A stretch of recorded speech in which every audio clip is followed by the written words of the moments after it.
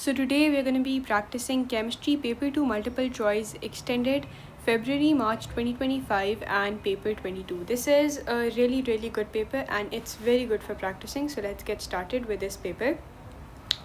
Okay, question number 1 says that the diagram show containers of gas at the same temperature. The same temperature, every word is very important in MCQ. Same temperature means that they have the same kind of kinetic energy. That means the speed of the particles, the kinetic energy of the particles, it's not changed, it's the same. All containers have the same size. Okay, it's the same size. Which container contains gas at the highest pressure? Okay, that's something interesting, that in which container is the gas at highest pressure.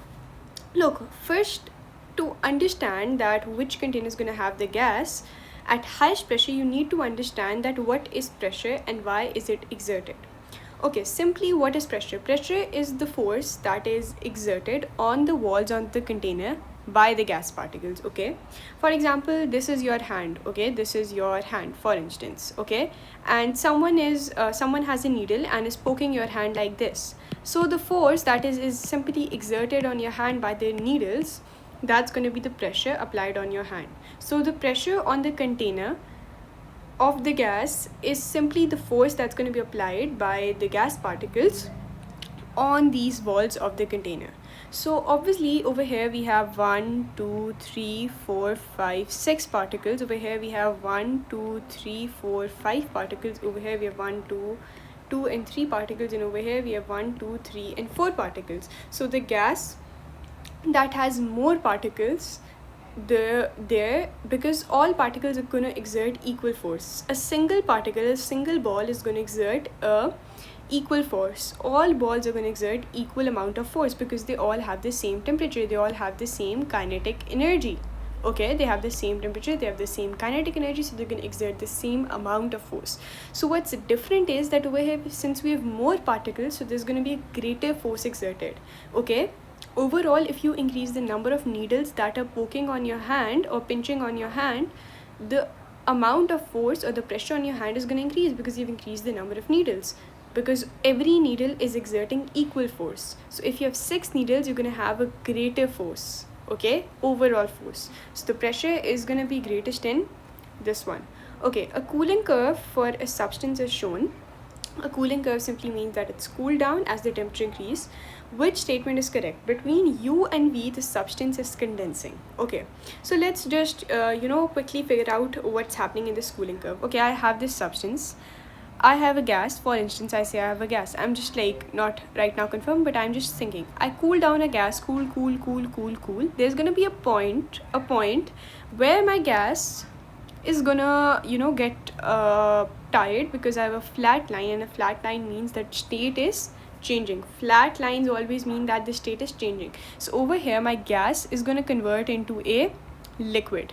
Why a liquid? Because I have a flat line, and then I cool the liquid down, and eventually I reach the freezing point where my liquid is going to convert into a solid. And now I cool my solid down, and I just further keep cooling it down. So I believe that this is what is happening over here. Now let's read the statements. Between U and V, okay, U and V, the substance is condensing. No, the substance is not condensing between U and V. It's basically condensing between V and W. Okay, between V and W, heat is being absorbed from the surroundings. Look, when a gas is being converted into a liquid, a gas has more heat, it has a greater kinetic energy. So when it has to convert into a liquid, it has to basically let go some of its energy, because the gas particles are extremely highly energetic.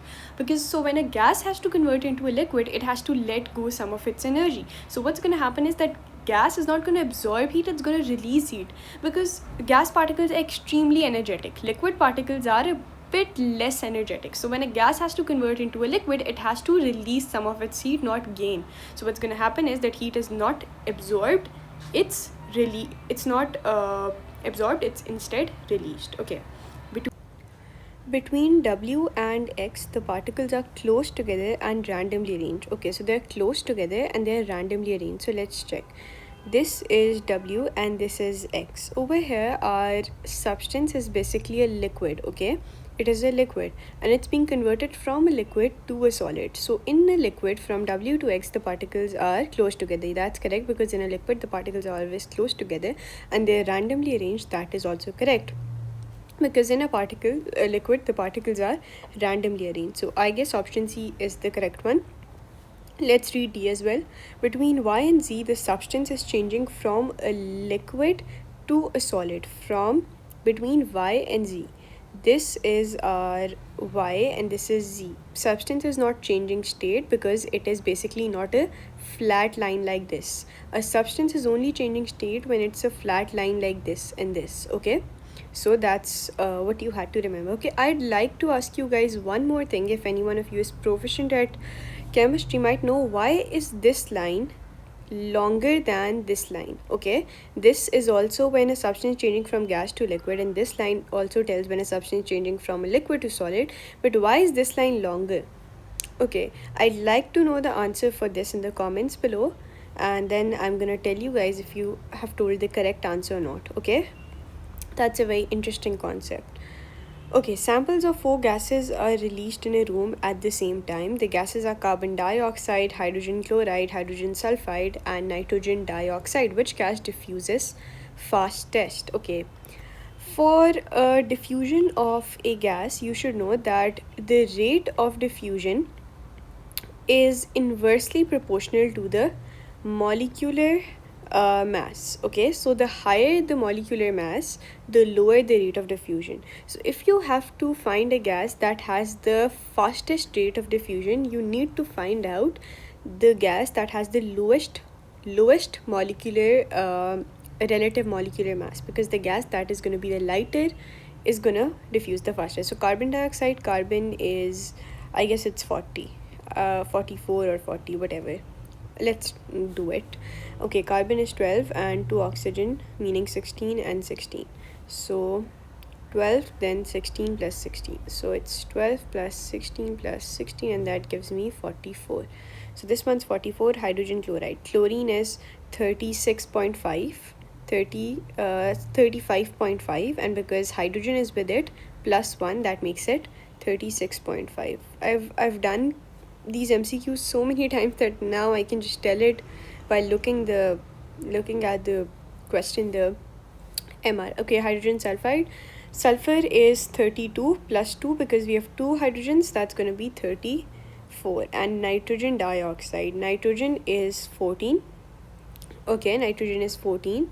Dioxide means 2 oxygen. So 1 oxygen is 16. So 16 plus 16, that's going to make it 46. So the gas that has the lowest relative molecular mass is going to diffuse the fastest. That's going to be hydrogen sulfide, because that's 34. I hope you get it. Moving on. Sulfur atoms can form negative ion S2 negative. How it can form S2 negative? By losing or gaining? I'd love to know this. It's gaining, because when you gain electron, that is only how you can get a negative charge on you, when you gain electrons. 3 other atoms or ions are listed. Okay, we have argon, we have calcium, and we have oxide. Why not oxygen? Because it's a 2 negative. 2 negative means it is gained 2 electrons and it had become oxide ion. How many of these atoms or ions have the same electronic configuration as a S2 negative? Oh, let's figure it out. Firstly, it cannot be calcium. Why cannot not be calcium? Can any one of you tell me how can I simply eliminate calcium? Because look, a calcium atom means what does a calcium atom mean? A calcium atom means that it's going to have a unstable, because calcium is not a noble gas. So it's going to have a unstable electronic configuration, because in calcium, in the last shell of calcium, you have 2 electrons. So it is not full.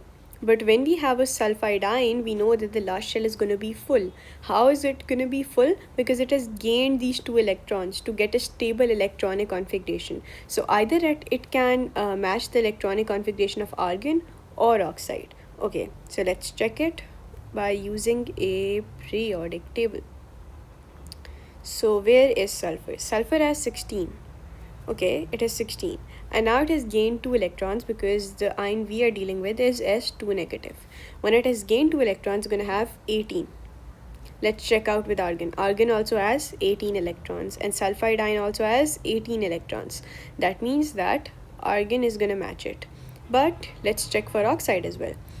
Oxide basically means O2 negative. Okay, oxide means O2 negative. Oxygen has 8 electrons, and if it gains 2, because 2 negative means it gains 2, it's going to have 10. So 10 electrons and 18 electrons, I guess no comparison, so it's only going to be, sulfur is going to match argon. Okay, so the correct option is going to be only one substance. How many of the atoms or ions have the same? Only one, which is argon. Okay, element T has two isotopes, T12 and T14. Which statement about the isotopes is correct? Let's read all the statements with clarity. They have different chemical properties. Incorrect. You know, the isotopes, they are always going to have same chemical properties. You know why they're going to have same chemical properties? Because they have the same number of protons and electrons. Okay, this is the proton number, but this is also shows the electron number because they have similar electronic configuration. An electronic configuration of a substance determine its chemical properties, because when you're forming an ionic bond, you either lose electrons or you gain electrons. When you're forming a covalent bond, you share electrons. So all your chemical properties, your bonding has to do with electrons. So that's why if you have same electronic configuration, you're going to have similar chemical properties.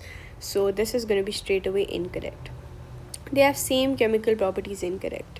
They have the same nucleon number, incorrect. This is the nucleon number that is different. So by elimination, I know option D is correct. Let's read it now. They have different positions in the periodic table because they have different number of neutrons. They have different positions in the periodic table. No. Oh, acha, sorry. This is also incorrect. I'm so sorry. I didn't read it out properly. I thought it was written different chemical properties. It is same chemical properties. I'm so sorry for this. Look, if your concepts are clear, even if you by elimination take out the option, when you read it, you know it's gonna be incorrect, because you should have very clear concepts. I just misunderstood it. I thought it was written different chemical properties. Okay, because they have the same number of outer shell electron. That is what I was telling you, that the electronic configuration is same, then you are gonna have the same properties, chemical properties. Okay, lithium is in group 1 of the periodic table, nitrogen is in group 5 of the periodic table. Group 1 means 1 electron in outermost shell, group 5 means 5 electrons. Okay, lithium reacts with nitrogen to form an ionic compound, lithium nitride. Okay, Li3N. What happens to the electrons when lithium atom and nitrogen atoms form ions? Lithium is going to lose, each lithium atom is going to lose 1 electron. Okay, and 3 lithium atoms together are going to lose 3 electrons, because 1 is going to lose 1, so 3 are going to lose in total 3, and then each nitrogen is going to gain 3 electrons. So lithium loses 1 electron, each lithium atom loses 1 electron to form Li plus. That's correct. This one is correct, this one is correct. Each nitrogen atom gains 3 electrons to form a N3 negative ion. That's correct. Let's read the other as well. Each nitrogen atom gains 5 electrons. No, that's incorrect. How can it gain 5 electrons? Again, it's in group 5. That means that this is the outermost shell of what was it? Nitrogen.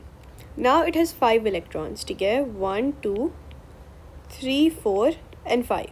How many more does this nitrogen need to gain a full outer shell? Obviously it needs 3 more to get 8. 1, 2 and 3. So how can it gain 5? If it gains 5, so it already has 5. Okay? These crosses are already 5. If it gains 5 more, it's going to have 10 electrons. Why would it need 10 electrons? In a one shell, you need 8 electrons. So I hope you get it. Okay, for which covalent compound does the dot and cross diagram correctly show the outer shell electrons? Okay, this is incorrect for hydrogen, incorrect for hydrogen. 1, 2, 3, 4, 5, 6, 7, 8. This one's correct. Why is this one correct? Because it's fulfilling both. Okay, over here nitrogen does not have 8 electrons. It has 1 2 3 4 5 6. You both should have 8 electrons. Both not both, only nitrogen should have 8 and each hydrogen should have 2. Over here hydrogen has 2 but nitrogen does not have 8. For nitrogen you had to fill the octet shell. For hydrogen you had to fill the triplet shell. Which identifies the positive and negative particles present in a giant metallic lattice? So the negative particles are electrons, because how does a giant metallic lattice look like? It's something like this. It has positive ions and delocalized electrons. So it's going to be delocalized electrons and the positive ions that are known as cations. Okay, positive ions and the electrons. Which formula for the named compound is correct? Calcium oxide. This one's correct. Cobalt 2 chloride. That's incorrect. It should be something like, if it's cobalt 2 chloride, look, cobalt 2 chloride mean 2 plus and Cl negative 1. So it should be COCl2. I hope you get it. Because this one comes down here and this one comes down here. So this is incorrect. Sulfur dioxide, it is SO2. This is COCl2.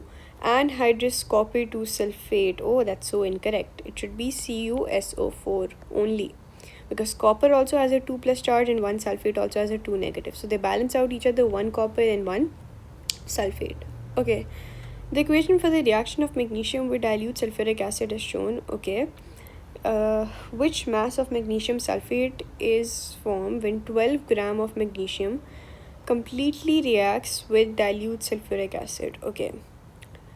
12 grams of magnesium completely reacts. How much mass of magnesium sulfate is formed? Okay. First, let's figure out the moles of magnesium. How many moles of magnesium do we have? So moles equals to mass upon mR. This is the mass of magnesium, that is 12, and the mR is going to be 24. But just to be sure, let's check it out. mR for magnesium is 24. Look, this is 24. This is not the mR. This one is the, not the mR. This is the proton number. Okay. So it's going to be 24. So 12 upon 24, it's going to give me 0.5. But let's do it on a calculator. 12 divided by 24. 0.5. Okay, I have 0.5 moles of magnesium. Look, over here the ratios. Ratio means in which ratio are they reacting. 1 mole of magnesium reacts to form 1 mole of magnesium sulfate. So if I have 0.5 moles of magnesium, how many moles of magnesium sulfate am I going to form? 0.5.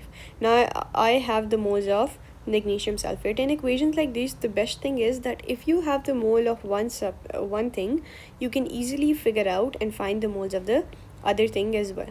So 0.5 moles of magnesium sulfate I have the moles of the mR. I have to find the mass. Mass equals to moles times my mR. Moles is 0.5, mR is 120 times 120. So 0.5 times 120, and that gives me 60. So it's going to be option C, 60 grams. An organic compound Q contains carbon, hydrogen, oxygen only. Okay. It contains 40% carbon, 6.7% hydrogen by mass. What is the empirical formula? Okay, let's find out the empirical formula. Carbon, hydrogen and oxygen. Carbon is 40%, hydrogen is 6.7%, and oxygen is going to be 100 minus 40 minus 6.7. Okay, because all the leftover out of 100, if 40 is carbon and 6.7 is hydrogen, then the leftover is oxygen. So it's going to be 100 minus 40 minus 6.7, and that gives me 53.3. So oxygen is 53.3. Now I divide all of them by their MRs or ARs. It's going to be 12 for here, 1 for here, and 16. So 40 divided by 12. 3.33. So it gives me 3.33. Hydrogen is going to be 6.7, and let's check out for oxygen. 53.3 divided by 16, it gives me 3.33. 3.33. So all of them divided by the smallest MR, the smallest number that I get, which is 3.33. So over here I cut it and I get 1:6.7 divided by 3.33. 6.7 divided by 3.33, that gives me 2. 1:2:1. So that means CH2O, because for hydrogen I get 2, for carbon I get 1, and for oxygen I get 1. So it's CH2O. So this question basically requires a calculator, and with the exponent power I basically don't have it right now. So what I'll do is I'll simply tell you the procedure how to solve it. Firstly, you have to realize that you have 2 moles of ammonia. That means in 1 mole of ammonia gas you have, this is an ammonia molecule, NH3. In 1 mole of ammonia gas you have these many particles, or you can say molecules or whatever. You have these many particles. Okay, you have these many particles in 1 mole. Okay, so in 2 moles you're gonna have 2 multiplied by this number particles, okay, or molecules. Okay, so first you're gonna multiply 2 with this, and then what you're gonna do is, I tried to solve it, but unfortunately I don't have an exponent calculator over here. But what you have to do later on is, then after multiplying 2 with 6.02 into 10 raised to power 23, whatever the answer you have to get, you have to multiply the answer with 4. Why 4? Because in 1 molecule of ammonia you have 4 atoms, and they're asking about what is the total number of atoms in 2 mole of ammonia gas. Total number of atoms in 2 moles. This is 1 atom and these are 3 atoms. 3 plus 1 equals to 4 atoms. Okay, 4 atoms you have in 1 molecule, and these are the total number of molecules. 2 into 6.03 into 10 raised to power 23. So you just have to do multiplied by 4. This will give you the answer. Okay, and if you don't get it, just comment below. I'm gonna explain this again. Okay, 3 aqueous solutions L, M and N are electrolyzed using inert electrodes. Okay, L is concentrated hydrochloric acid. ठीक है, it's concentrated, it's hydrochloric acid, HCl. HCl. M is concentrated aqueous NaCl. NaCl. And N is dilute aqueous sodium chloride. It's dilute aqueous sodium chloride. This is concentrated. You have to keep these words in mind. This one is concentrated, this is concentrated, and this is dilute. Okay, which solutions produce a pale yellow-green gas at the anode? You have to have a pale yellow-green gas at the anode. Pale yellow-green gas means that what kind of gas are you talking about? Are you talking about oxygen or hydrogen? No. What you're talking about is chlorine, because chlorine has a pale yellow-green color at the anode. When you have a dilute solution, you can never form chlorine. When you have a concentrated solution, concentrated aqueous solution, you can form chlorine, because when you have a concentrated solution, you form the halidine. This one right here is the halidine, and when you have a concentrated solution, you can form a halidine. Over here as well, you have a concentrated solution, so you can basically form your halidine. I hope you get this. So it's gonna be L and M, which is option A. Okay, dilute sulfuric acid is electrolyzed using inert electrodes. Okay, you have dilute sulfuric acid, you're electrolyzing it using inert electrodes. Inert means your unreactive electrodes. Okay, what are the ionic half equations for the reactions that take place at each electrode? Ionic half equations for, and you have dilute sulfuric acid.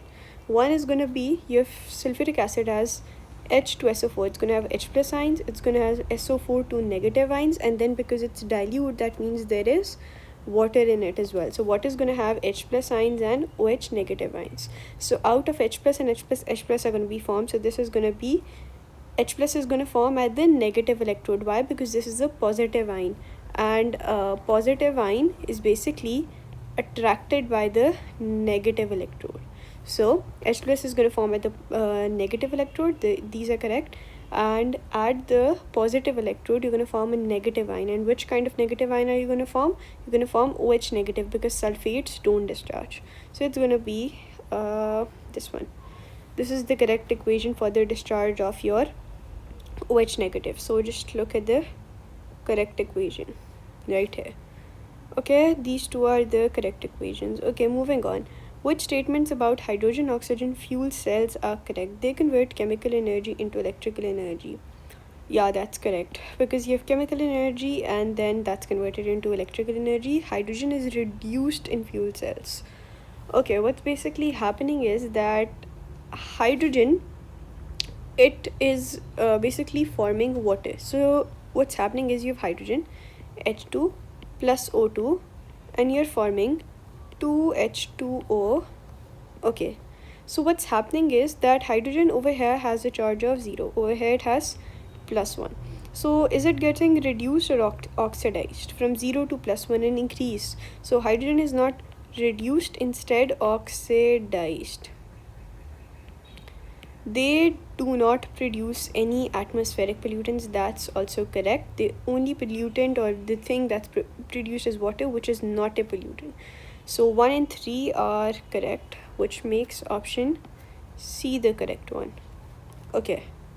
The reaction pathway diagram for the reaction between P and Q to form R and S is shown.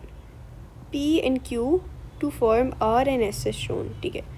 This is P and Q, this is R and S, and what's happening is that this is an endothermic reaction. How do I know that this is endothermic? Because basically my reactants have a lower energy and my products, they have a higher energy.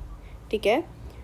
Which letter represents the enthalpy change for the reaction? Enthalpy change is from the reactant to the product. So it's going to be the option number C, from the reactant straight up to the products, which makes option C.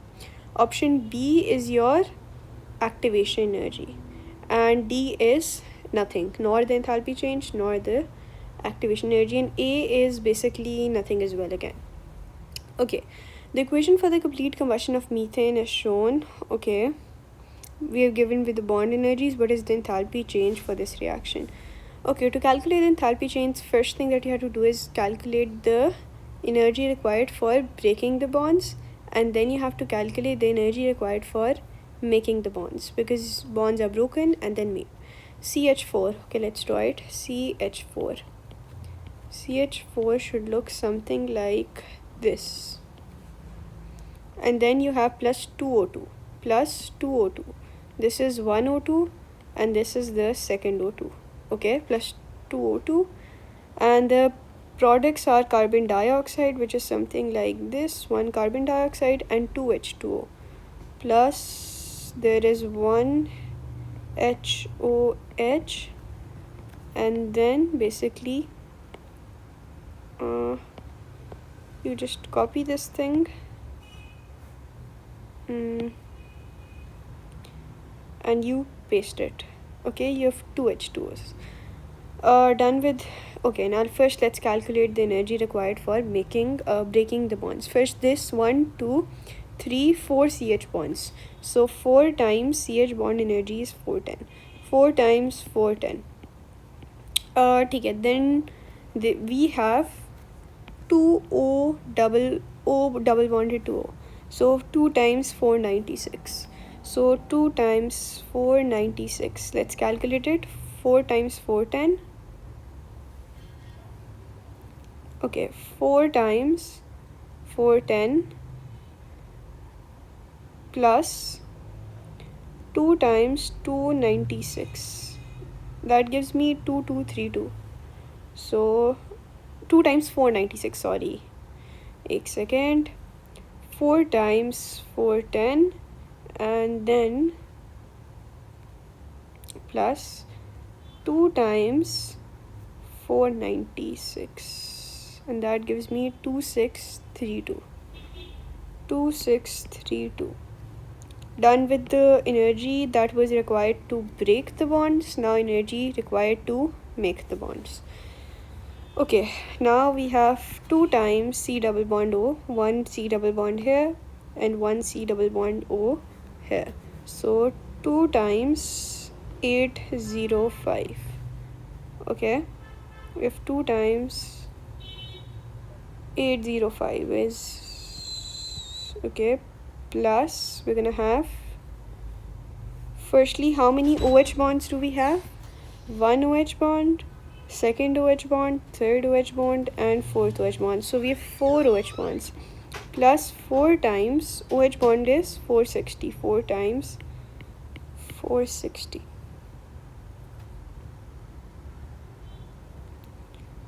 3450.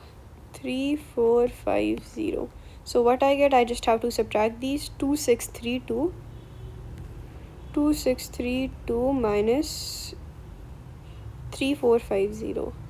3450 negative 818. I guess, which makes option B to be the correct one. Okay, what change is a physical change? Cracking an alkane, evaporating ethanol. This one right here. Why? No new product is formed. When you're cracking something, you form alkenes and hydrogen. New products are formed. Bonds are broken. But when you're evaporating something, what's happening is that the same substance is being converted from a liquid to a gas. Okay, so this one's A. Physical. Okay, which statement explain why increasing the temperature in a reaction involving gases increases the rate? Okay, you're increasing temperature, so why the rate is increased? That's the question. Why the rate would be increased? Because the kinetic energy would increase, they would collide more frequently. It increases the collision frequency between the gas particles. That's absolutely correct. It lowers the activation energy. No, increasing temperature cannot lower the activation energy. What it does, it means that more particles possess energy equal to or greater than the activation energy. It means it basically lowers the passing marks. It does not basically increase the marks of a certain student. What it does is it lowers the passing marks so that more particles can pass, okay, or more particles can collide and react. That is what I mean. It increases the kinetic energy of gas particles. That's correct. So it makes 1 and 3, which is option A. Okay, the equation for the reaction between ammonia and oxygen is shown. Which two changes to the reaction conditions will both move the position of the equilibrium to the right? So we need this thing. So what we will do is that, firstly, decreasing the temperature. Why? Because when we will decrease the temperature, this is an exothermic reaction. So when we decrease the temperature, what will happen is that the equilibrium tries to do the opposite of what we do. So if we try to decrease the temperature, the equilibrium will try to increase it, and in order to increase it, it will move the reaction forward. Okay, so that is why we're gonna decrease the temperature, and then it's gonna move towards the right. Change 2 is how many moles of gases do we have on the right side? 4 plus 5, that makes it 9 moles. And on the left side, 9 moles on the left, and on the right side we have 4 plus 6, 10 moles. So 10 moles on this and 9 moles. So if we need to move forward, we need to decrease the pressure. Why decrease the pressure? Because decreasing the pressure moves the equilibrium towards the side which has more moles. We need to move it forward. So all we have to do is decrease the temperature and the pressure. Okay, mercury oxide HgO decomposes when heated. Okay, why is this a reduction reaction? The products weigh less than the reactants. There are fewer reactants than products. There's a gain of oxygen. There's a loss of oxygen. I have not even seen the reaction, but I can say there's a loss of oxygen. Why? Because it's a reduction reaction. Reduction means loss of oxygen. Some information about two dilute acids is shown. Okay, that's the pH and that's the concentration. Okay, though propanoic acid is more concentrated, okay, but still it has a lower pH. Means a higher pH. Sorry, a higher pH means it's a weaker acid. 3 statements about acids are listed. Nitric acid has a lower pH because it dissociates a higher pH. Nitric is, I thought propanoic. Has a lower pH because it dissociates more. Yeah, it dissociates more. That is correct. Okay, propanoic acid has a lower concentration of hydrogen ion than nitric acid. Yeah, it has less H plus ions, because your pH basically tells you how many H plus ions you have, and the stronger acid you are, the lower your pH, the more H plus ions you have. Propanoic acid is a higher pH because it has a higher no, it's not that. Its concentration is, no, that's not the reason. It has a higher pH because it's a weak acid. So it makes option A correct. Element E is a metal in group 1 of the periodic table. Okay, it's a metal, it's in group 1. It means that it can lose how many electrons? 1 electron. Element G is a non-metal, is in group 5, 6, 7. Okay, one is in group 1, one is in group 7. Both these elements can form oxide. Group 1 oxide is going to be basic. Why basic? Because metals form basic oxide. In group 7 oxide is going to be acidic because non-metals form acidic oxides. Which statement about the oxides is correct? Both oxides are acidic, both oxides are basic. The oxide of E is acidic. No, E is basic. The oxide of G is acidic. Yeah, that's correct. Okay. Lead sulfate is an insoluble salt. Yeah, that's what we all know. And to prepare lead sulfate, we're gonna have two soluble salts, because whenever you have to prepare an insoluble salt, you have two soluble salts. So soluble plus soluble would give you an insoluble salt. Okay. Which method is suitable for obtaining pure solid lead sulfate? Which method? You use your PPT or precipitation method. Mix aqueous lead nitrate and aqueous potassium sulfate. Okay, that's correct because you have two soluble salts. Heat to evaporate. No, we don't evaporate. We just collect out the precipitate that's going to be formed. Okay, we mix these and then filter. Yeah, we're going to filter. We're going to collect the filtrate. Yeah, but then it's crystallized. We cannot crystallize. Why would we crystallize? Sorry. Mix aqueous lead nitrate and dilute sulfuric acid. Yeah, filter, then wash, dry the residue. That's going to be correct because we already have an insoluble salt. If we are forming an insoluble salt, we have insoluble precipitates of the salt. Why would we crystallize? Why would we evaporate? We already have the insoluble residue. We just need to filter it out. Okay. The elements oxygen and sulfur are the same group. Okay, we know this. Which statement about oxygen and sulfur is not correct? They're non-metals. Not correct. That's correct. They have giant covalent structures. No, that's incorrect. That's incorrect. They don't have. They have 6 electrons. That's correct. That is why they form a oxide with 2 negative and sulfide with 2 negative. They react together to form an acidic oxide. Yeah, they're gonna form acidic oxide because sulfur dioxide, which they form when they react together, is acidic. Indeed, it causes your acid rain as well. Okay, tennessine is at the bottom of group 7 of the periodic table. Okay, what are the predicted properties of tennessine at room temperature? Firstly, it's going to be black. Why? Because density and the color is basically getting darker as you move down group 7. Firstly, you have fluorine, which is yellow. Then you have chlorine, that's green. Then you have bromine, that's red. And then you have iodine, that's purple. And then you're going to have this thing that's going to be black. And more dense. Yeah, density also increases. So you just had to know the trends. An example of this artificial prediction is the fitting of zinc blocks on the outside of a ship's steel hull. That's correct. Which statement explains why zinc is used to protect iron in the steel from rusting? Zinc is used because simply it's more reactive than iron, so it can lose electrons more readily. Zinc is more reactive, so it loses electrons more easily. That's absolutely correct. Okay, which statement about alloys is correct?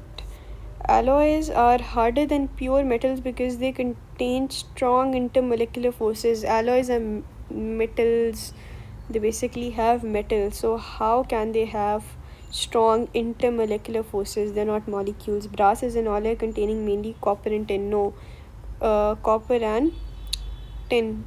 No, copper and zinc. The different sized atom in an alloy mean the layers cannot slide over each other. That's correct. The structure of an alloy is something like you have these regular atoms and then you have a very big atom. So now the layers cannot, because of these different sizes of atoms, because this one's a big one, this one's a big one, and these are the smaller ones. That is why, because of different sizes of atoms, they cannot slide over each other. Okay. Separate piece of aluminum foil and copper foil are heated. Okay, the copper foil reacts to give a black solid. That's gonna be copper oxide. The aluminum foil does not react because aluminum has a unreactive layer. Aluminum has an unreactive layer, but copper does not. Aluminum is below copper. That's incorrect. Copper reacts with the moisture in air. No. Copper reacts with nitrogen. No. So the correct is option number A. Which row gives the symbol equation for the formation of carbon monoxide and for the reduction of iron 3 oxide? I believe this is such an easy question that I believe you should not even read it. You don't even have to think about it. That's easy. A sample of river water contains a high concentration of nitrates from fertilizers. Okay, which statement about river water are correct? It has a boiling point of 100. How can it have 100? It's impure. Impurity basically decreases your melting point and increases the boiling point. So no, it melts below 0. That's going to be correct. Why? Because it decreases the melting point. And since it's impure, the sample of river water is impure, it's going to melt below 0. It turns anhydrous cobalt to chloride from pink to blue. It turns anhydrous copper to sulfate from white to blue. That's incorrect. It turns it from blue to pink. That was to confuse you. So it's 2 and 4, which is gonna make it option number D. Which statement about the treatment of domestic water supplies are correct? The water undergoes sedimentation to remove dissolved solid. That's incorrect. Sedimentation can remove only solid particles, not dissolved solid. The water is filtered to remove insoluble solids. They're insoluble. How can it be filtered to remove it? Which makes 3 and 4 correct, which is going to be option D. Let's read them. The water is treated with carbon to improve the taste. Yeah, carbon is used to remove taste and odors. And then water is chlorinated to decrease the pH. Chlorine is basically the water is chlorinated to decrease the pH. Look, what chlorine is gonna do is it's gonna kill all the bacteria and whatever thing. Okay, it's gonna kill the microbes. So the purpose of chlorine is not to decrease the pH but to kill bacteria. But 1 and 2 are absolutely incorrect because look, the water is filtered to remove insoluble. Oh, it's insoluble. Sorry, I thought it was soluble. That is why I thought it was soluble. I'm so sorry for this, but it's gonna be sorry, I thought it was written soluble. It's filtration and you've insoluble. Yeah, 2 and 3. So which makes option C the correct one. So sorry for this because I didn't read it with a lot of vigilance, I guess. Okay. An experiment to find the percentage of oxygen in 150 cm cube of polluted air is shown. Okay, measuring cylinder, you have 150 cm cube of polluted air, you have your water, you have your damp iron wool. The apparatus is left for 1 week. After some time, the volume of gas in the measuring cylinder is this. What is the percentage of oxygen to the nearest whole number in polluted air? Okay, it's polluted air. So either it's going to be more or less than normal air. In normal air, you have 21. So let's check out. So how much oxygen have we used? Okay, how much oxygen we've used? It's 150 minus 122. 150 minus 122, that gives me 28. So 28, which is the amount of oxygen, divided by 150 multiplied by 100, that gives me 18.6, which is rounding off towards 19. What I did was I simply took the amount of oxygen that came out to be 28. I divided it by the total amount of air, which was 150 times 100. Nitrogen monoxide NO and carbon monoxide CO are both removed from the exhaust of a car by a catalytic converter. Which statement describes how nitrogen monoxide and carbon monoxide are removed by the catalytic converter? Nitrogen monoxide and carbon monoxide are both reduced. Basically, carbon monoxide is oxidized. Nitrogen monoxide is reduced and carbon monoxide is oxidized. That's correct. What's happened is nitrogen monoxide is reduced. The oxygen from it is taken away and it's reduced to form nitrogen. Carbon monoxide is oxidized to form carbon dioxide. Propan 1-ol is oxidized by acidified aqueous potassium manganate in a similar way to ethanol. Which compound is produced by the oxidation propan 1-ol? That's going to be obviously propanoic acid. So I guess this one's correct. Okay. The structural formula of methyl propanoate is this. The equation represents the reaction of methyl propanoate with chlorine. How many structural isomers? With the molecular formula C4H9Cl can be formed. Okay. It has to be how many structural isomers? So you can do branching as well in it, because something like 1, 2, 3, and 4, you can put chlorine over here, and then you can be like 1, 2, 3, 4. Then you can put chlorine over here, or chlorine over here. Four different structural isomers are possible.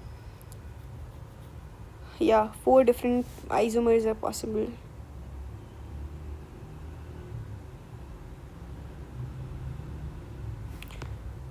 Wait a sec. Yeah, I guess 4 are possible, at least 4. Because 4, I have just, like, I tried and I just made 4 and there's no 5 option, so why try for the 5th one? 4 are possible. Which statements describe the disadvantage of manufacturing ethanol by fermentation? The process uses a renewable resource. By fermentation, this is not a disadvantage, this is actually an advantage, that you're using a renewable resource instead of a non-renewable resource. The process produces impure ethanol. Yeah, that's a disadvantage. The ethanol is not pure, it contains water and some glucose. The process requires high temperature. No, the process is slow. Yeah, 2 and 4. Nylon is made in a polymerization reaction. That's going to be obviously condensation, polymerization, and the other product is going to be water, because whenever you're doing condensation, polymerization, you always form a byproduct. Okay, which ion forms a green precipitate with aqueous sodium hydroxide and that dissolves in the excess of aqueous sodium hydroxide? That's going to be B, chromium. It cannot be iron. Why? Because iron does not dissolve. Okay, which formula shows how RF value is calculated? Distance traveled by the substance over distance traveled by the solvent. That's easy. I believe in extremely easy paper. So that's it for today. Consider subscribing to the channel. That's going to mean a lot.